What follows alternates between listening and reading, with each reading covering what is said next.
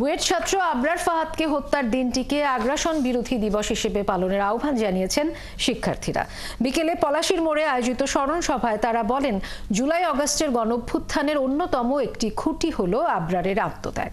ছাত্রলীগের বর্বর নির্যাতনে প্রাণ হারানো এই শিক্ষার্থীকে হত্যার মধ্য দিয়ে অভ্যুত্থানের প্রেক্ষাপট রচিত হয় বলেও মনে করেন শিক্ষার্থীরা। স্মরণ সভা শেষে পলাশীর মোড়ে আগ্রাসন বিরোধী একটি স্তম্ভ স্থাপন করা হয়। রাশেদ আনিসের প্রতিবেদন। 5 বছর আগের এই দিনে ছাত্রলীগের বর্বর নির্যাতনে প্রাণ হারায় বুয়েটের মেধাবী শিক্ষার্থী আবরার। তার স্মৃতিতে 2020 সালে পলাশীর মোড়ে একটি স্মৃতিস্তম্ভ নির্মাণ করেছিল তার সহপাঠীরা, কিন্তু সে সময় সেই স্তম্ভ ভেঙে ফেলা হয়। আবরার হত্যা ও ছাত্রলীগের নির্যাতনের সেই প্রেক্ষাপট উঠে আসে বুয়েট শিক্ষার্থীদের এই স্মরণ সভায়। পলাশীর মোড়ে স্থাপন করা হয় ভেঙে ফেলা সেই স্তম্ভ।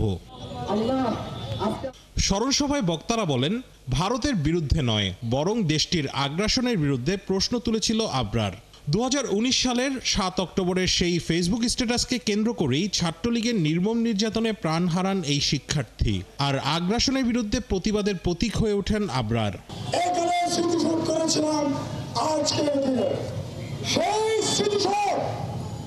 তারা ভেঙে দিয়েছে, আপনারা জানেন, পুলিশের আইজিপি স্বরাষ্ট্রমন্ত্রী এবং তার গুন্ডা বাহিনী ছাত্রলীগ।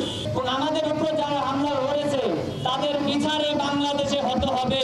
বৈষম্য বিরোধী ছাত্র আন্দোলনের সমন্বয়করা বলেন, দেশে যাতে আর কোনো স্বৈরাচার ফ্যাসিবাদ সৃষ্টি করতে না পারে 7 অক্টোবরের দিনটিকে আগ্রাসন বিরোধী দিবস হিসেবে পালনের আহ্বান জানান শিক্ষার্থীরা। যে রাজনীতি, অপরাজনীতি, অপসংস্কৃতি এই বাংলাদেশের ইতিহাসে সেগুলোর যেন আর কোনোদিন স্থান না পায়।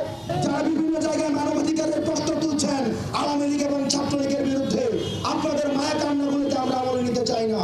আবরার ফাহাদ স্মৃতি সংসদ আয়োজিত এই অনুষ্ঠানে যোগ দেন তার পরিবারের স্বজনরাও। 2 বছর ধরে আমরা তো কোর্টে আসা যাওয়া করেছি, তারপর আমাদের কেসে রায় হয়েছে প্রায় 3 বছর, আমরা তো এখনো আমাদের হত্যার বিচার পাইনি।